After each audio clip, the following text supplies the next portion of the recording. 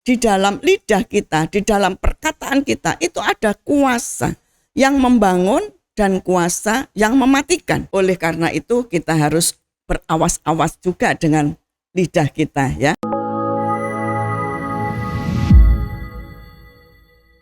Shalom, Jemaat GAP Daat. Mari kita belajar firman Tuhan bersama-sama tentang perkataan, kuasa perkataan. Sebelumnya mari kita berdoa. Bapa, di dalam nama Tuhan Yesus kami mengucap syukur buat kasih setiamu, kebaikan dan kemurahan-Mu. Engkau sungguh Bapa yang baik bagi kami. Tuhan, terima kasih kami mau belajar akan kebenaran firman-Mu Tuhan, tentang bagaimana kita bisa menguasai lidah kami. Karena kita percaya Tuhan, di dalam perkataan itu ada kuasa yang menakjubkan, bahkan ada kuasa yang menyakitkan.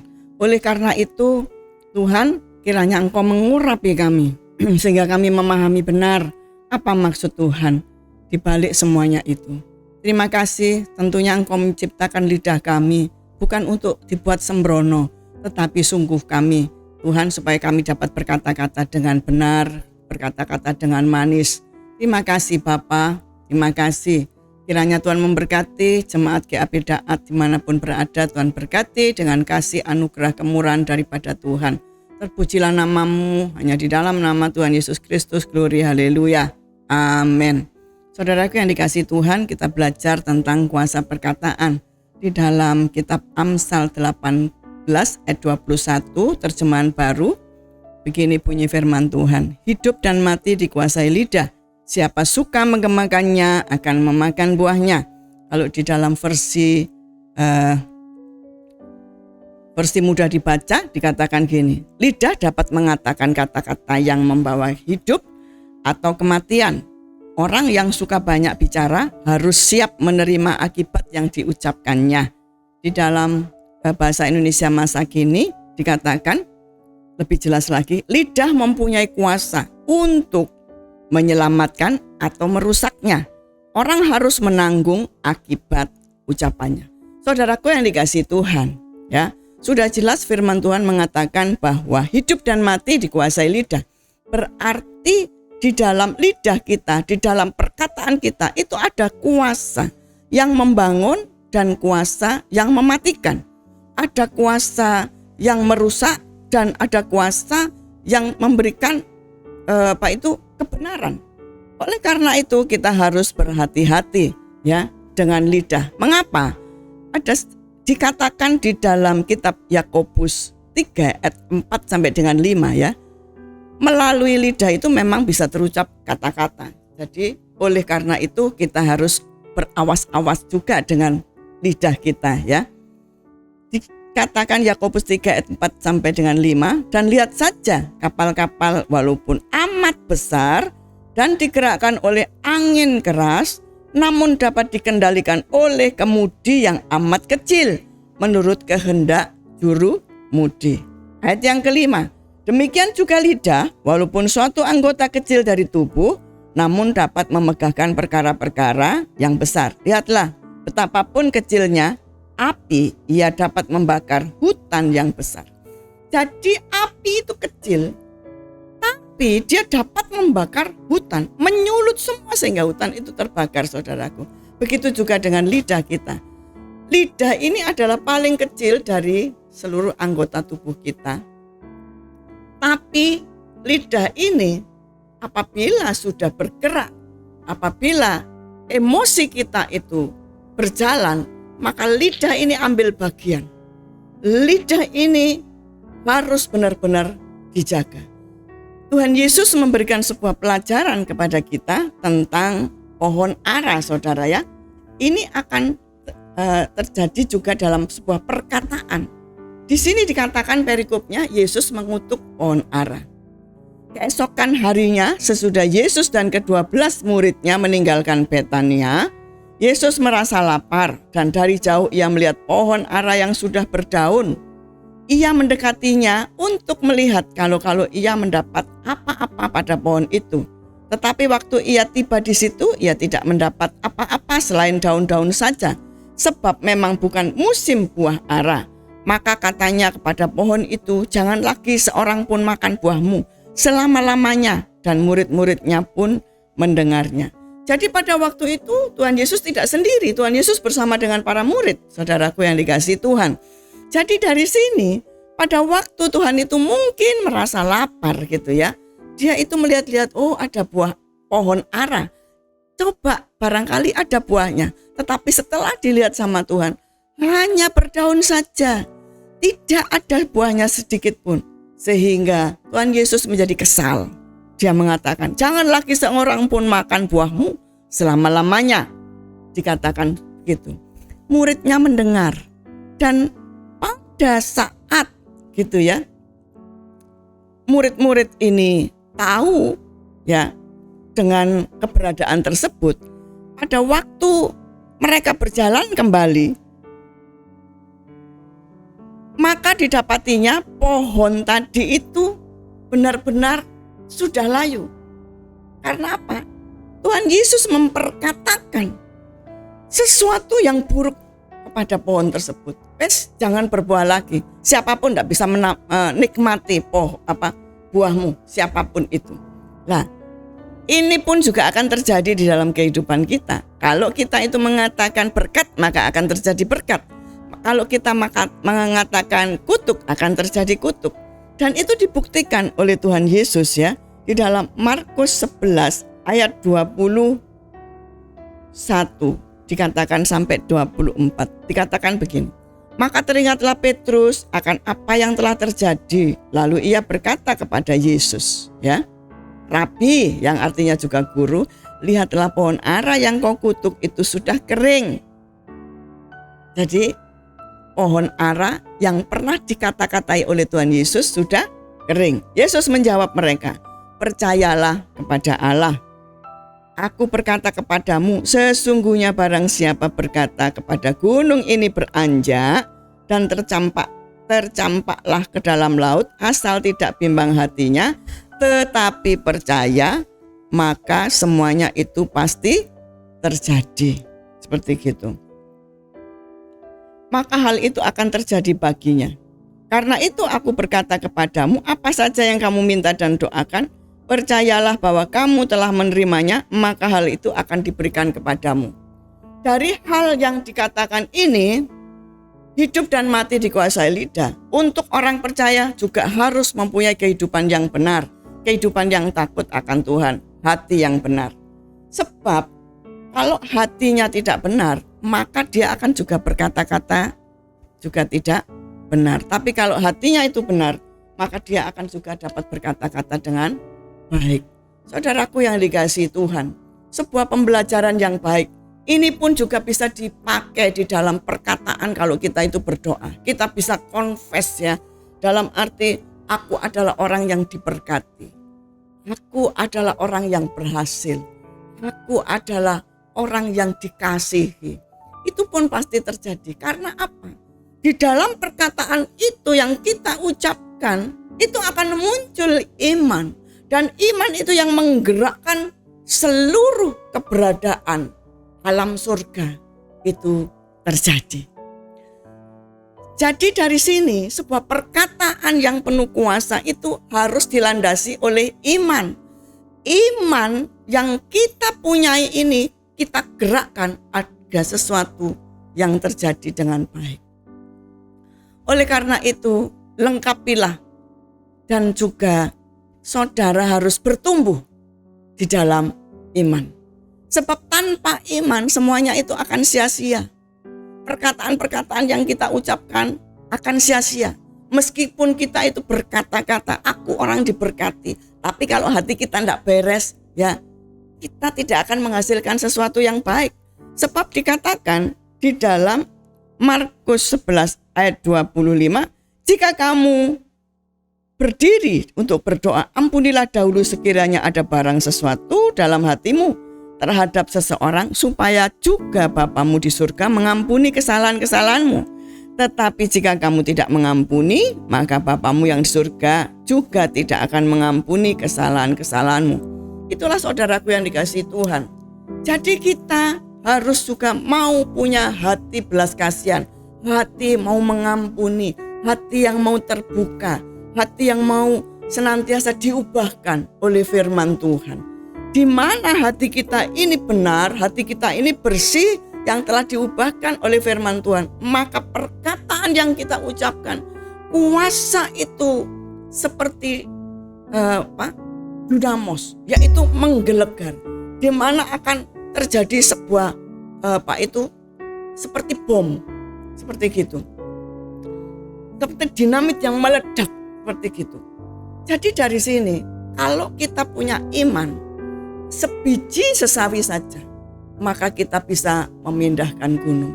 Ada sebuah kisah ya saudaraku, ini terjadi pada abad yang ke-10, yaitu tentang Gunung Mokatam, seperti gitu. Di sana ada, saya mengutip dari Google gitu ya. Bahkan di sana itu di Mesir, di Kairo itu, di sana ada yang namanya Khalifah Fatimiyah gitu ya. Dia adalah memimpin Al-Mu'iz. Ini terjadi pada abad yang ke-10, dan di sana juga ada yaitu Kristen Koptik, di mana Khalifah ini dia suka sekali berdebat ya. Dan pada waktu itu ada seorang patriark di sana ya.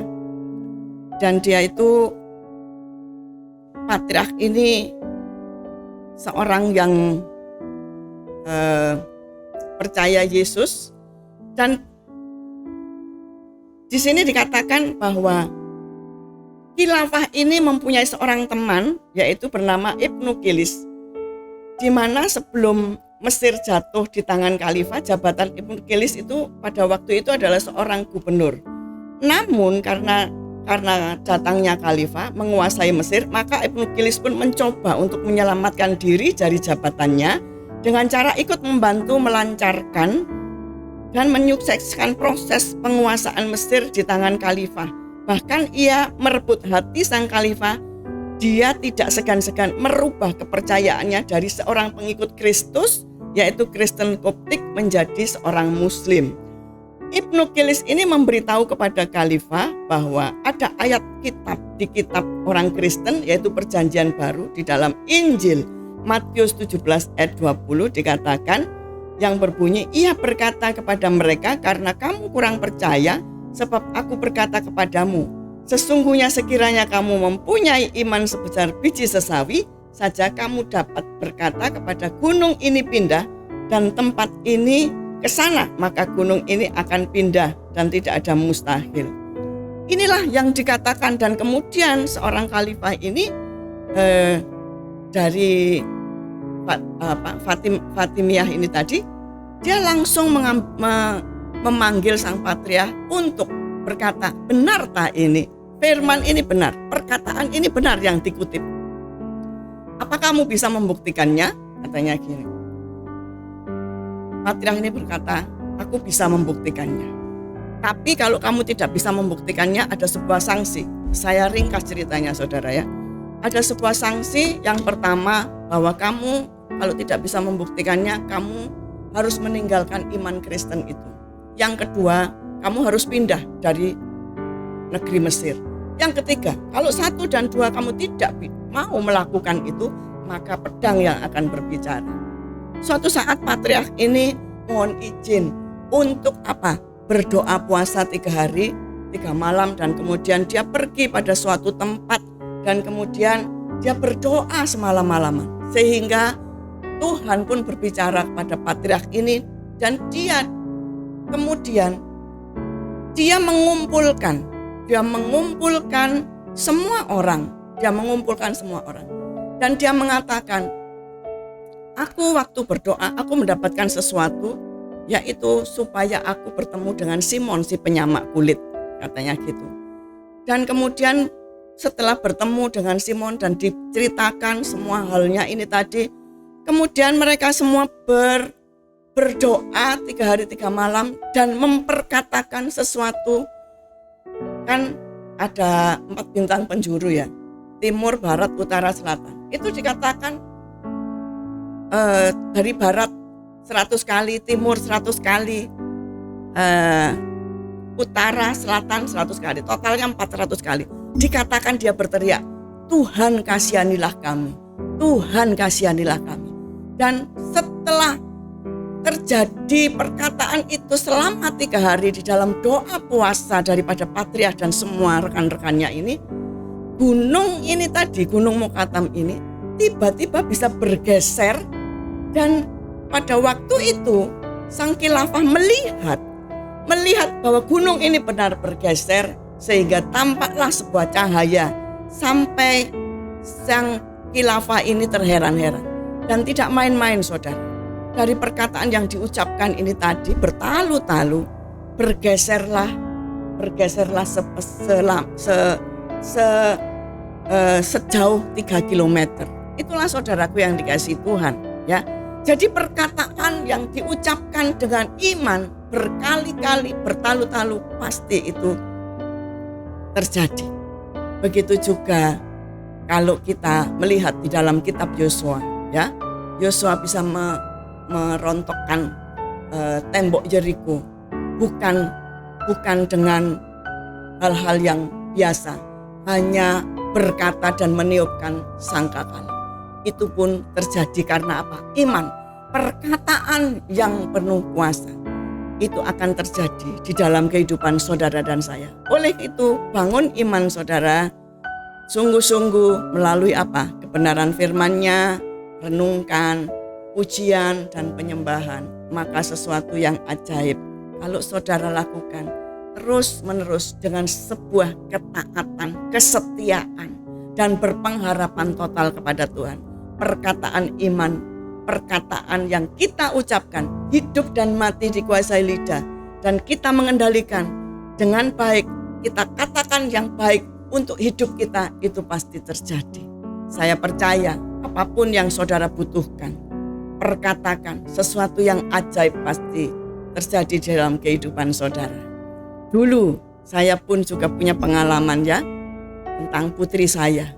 Saya memperkatakan, kamu tidak malas, kamu adalah yang rajin, kamu sekolah itu pintar dan diberkati sama Tuhan. Dan itu terjadi, saudara.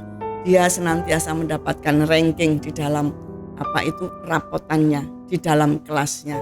Dan bahkan waktu dia itu sekolah S2, dia mendapatkan cum laude. Itu semua apa? Karena doa kita yang kita panjatkan, kita perkatakan yang baik, dan terus kita perkatakan dengan iman, kita perkatakan, itu semua terjadi.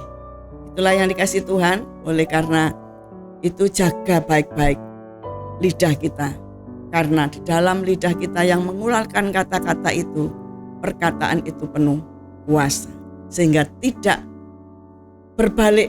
Kalau kita mengatakan yang baik, akan terjadi baik. Kalau kita mengatakan jelek, maka akan berbalik kepada diri kita menjadi jelek. Oleh karena itu, katakan yang membangun, katakan yang memberikan semangat, katakan yang memberkati. Demikian Bapak Ibu yang dikasihi Tuhan, mari kita berdoa. Terima kasih, Engkau sungguh Bapa yang baik bagi kami.